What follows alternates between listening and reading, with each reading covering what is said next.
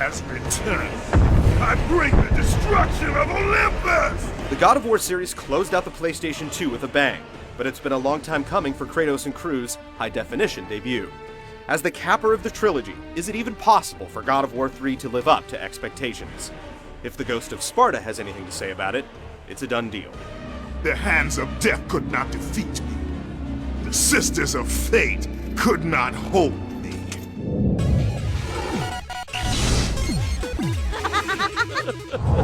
The mortal Kratos seeks to destroy all that I have wrought. Starting literally at the conclusion of God of War 2, the third installment finds Kratos and his posse of titans attempting to scale Mount Olympus and fell Zeus. Of course, things are never as simple as they sound, and the God of Gods gathers a group of his toughest immortals to keep the Ghost of Sparta at bay. The death of Zeus is within our reach. Climb to my hand. Getting to Zeus quickly becomes the problem, and this cat and mouse carries the game as Kratos uses anything and anyone to achieve his vengeance.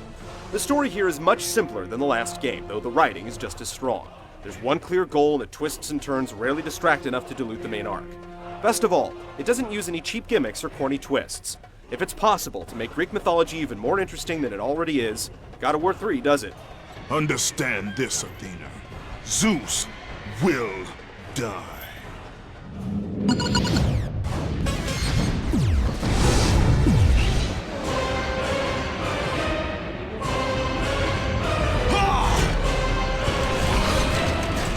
If you've played either of the first two games in the series, then you'll know exactly what to expect from the design. The quest is completely linear, with no branching paths and very little room for exploration. Invisible walls are everywhere, keeping Kratos from accessing areas he should be able to reach, yet keeping the player on track at all times. There are just a handful of areas in the game, and you'll revisit most of them using newly found powers to unlock previously sealed doors. The levels are expertly designed, taking you down avenues so unique that you're surprised when you pop into a familiar area. It goes a long way towards squashing the feeling of backtracking. Kratos comes armed to the gills. He has four main weapons, including the electrified Nemesis Whip, the Blades of Exile, the Claws of Hades, and powerful gauntlets called Nemean Cestus. Typically, these weapons are handed down from the bosses that fall to your blade. All can be powered up multiple times by collecting red orbs, and each level unlocks a new set of attacks. By the time you reach the conclusion, the move list rivals that of Ninja Gaiden, with a focus on offense. Magic is governed by a meter that's replenished with blue orbs, and Kratos' special items are limited by another meter that rebounds over time. It's a tried-and-true system that ain't broke, so why fix it?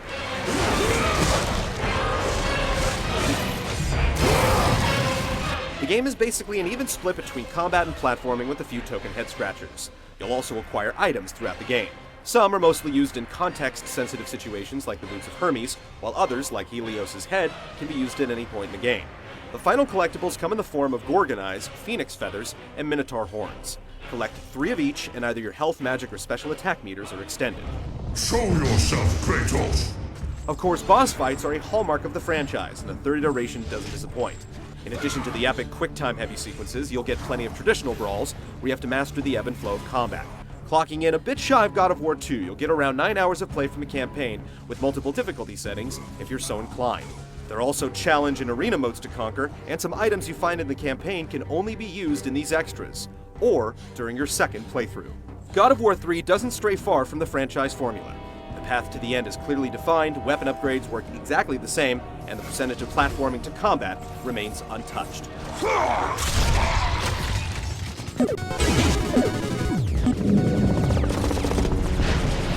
Kratos, your death will not be a gentle one. God of War has managed to carve its own gameplay niche when compared to the Devil May Cries and Bayonettas of the industry. With a clear focus on offense, there's a certain rhythm to using each of the weapons. When you get in the groove and couple that with using the right analog stick to roll out of harm's way, there's little need for counters and blocking, even though they're available. All of the weapons have been expertly balanced, so you can truly choose the armament of your choice, power it up, and then watch the body count rise. You can quickly switch from one to another by pressing a direction on the D-pad. Juggles, area effects, and straight-up blunt force trauma are the precursors to the gruesomely awesome quick-time finishers. Because you have so much latitude, no two players play it the same, even if they use the same weapon. The caveat is that there are only so many buttons on the PlayStation 3 controller, and you'll use every one of them with an L2 modifier to use your magic and special items. Toss in Rage of Sparta mode by clicking both sticks, and it may seem confusing, but the game does a great job of easing you into it and constantly supplying on-screen hints. On normal difficulty, the combat isn't much of a challenge. Orbs are handed out like candy, and it always feels like your weapons are a level or two more powerful than they should be. We recommend stepping up the difficulty if you're a vet. No matter what difficulty you play on, the platforming can be rough. Kratos dies a lot more from falling into bottomless pits than from blood loss. The gauntlets you're forced to run through will test your dexterity and your patience, as the fixed camera angles don't do you any favors. The puzzles are of a pull a lever here, drag a crate there variety, and if you die several times in a row, you're offered to switch to easy mode.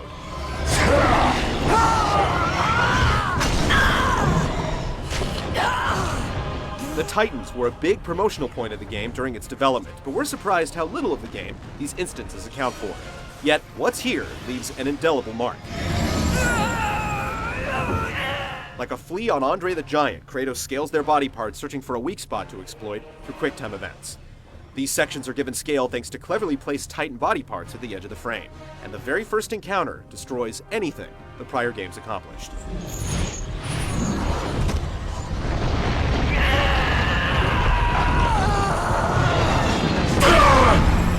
Much like the design, the gameplay in God of War 3 is extremely similar to that of the first two games.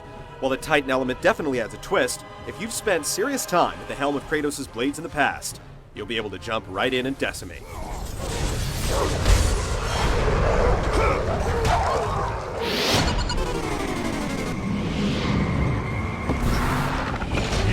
have disrespected the gods for the last time, Kratos!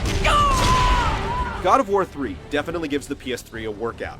The scale of the game, from top to bottom, is its most outstanding visual achievement.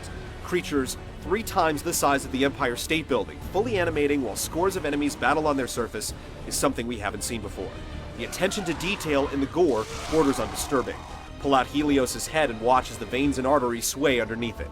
Innards spill out, skin stretches and then tears, and the blood is the best we've seen. The textures and character models are so convincing that some of the real-time cinemas border on CG. Couple all this with hardly any loading times and a silky smooth frame rate, and it's apparent that this is some next-level stuff. If there's one caveat, it's that the fixed camera angles are almost torture. With such eye-popping landscapes, you want to stop and just take a gander at times, but you have no control whatsoever. Soon enough, we will have our time to play. Voice acting hits the mark time and again, and the brooding music hits all the right notes at the right time. The sound effects are the real audio highlight, though. When the claws of Hades go to work, you truly feel as if you're wielding a weapon that's not of this world.